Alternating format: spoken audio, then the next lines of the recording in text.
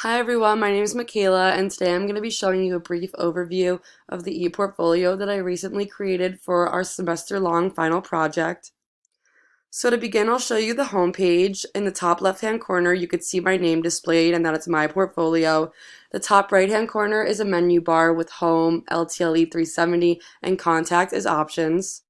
In the middle here, we have a picture of myself and a brief overview of a little bit about me and what I do in my education for whoever's checking out the portfolio.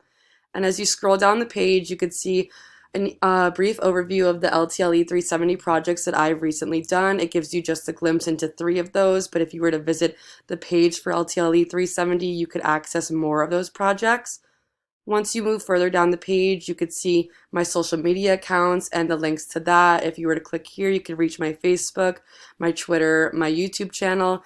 And at the bottom, we have another option for the menu. And then to the right, we have some of my contact information. And then finally, in the bottom right-hand corner, there is a chat section for whoever was visiting the page. If they wanted to catch up on the spot, there's that option as well. So if you were to go back to the top of the page, you could see the top right-hand corner, LTLE 370. So we're going to click there, and it will bring you to this page, the semester projects. Now, as you scroll further down the page, you can see more of the projects that I completed this semester. There's a wide variety of projects ranging from videos to images to PDFs and stuff like that. So if you were to click on one of these projects, you would be able to access more information to that project specifically. So for the purpose of this, I'm just going to click on iMovie here.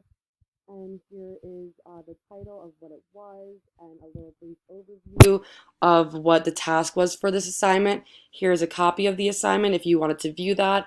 Below that, I have some strengths of the tool that I was using, which would be iMovie, some weaknesses for the same tool, and how to use iMovie to support one's own teaching and learning. So for this assignment, my team and I were to create a high energy movie trailer. This particular trailer, which we used iMovie to create on a Mac computer, told a story about how our team is the best team in our class. Using the iMovie trailer option of iMovie made creating this trailer possible.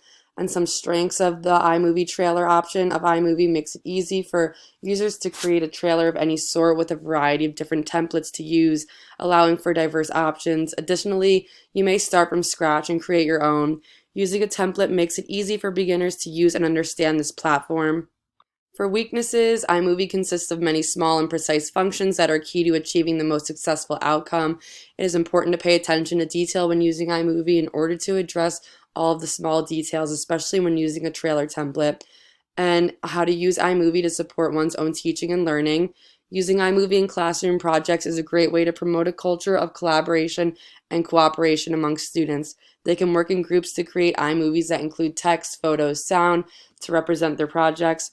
While watching works of others, students can have the chance to give feedback to their peers. So that is just a glimpse into what each project contains on this site. If you were to dig deeper and look into more, you could reach all this information under each title. And now I'm going to move on to the contact information in the top right-hand corner. And once you reach this page, you could find the contact information that I also had on the home page in the bottom right-hand corner. In case anyone were to want to get in touch, we have this option as well. And that is just a quick summary of my ePortfolio.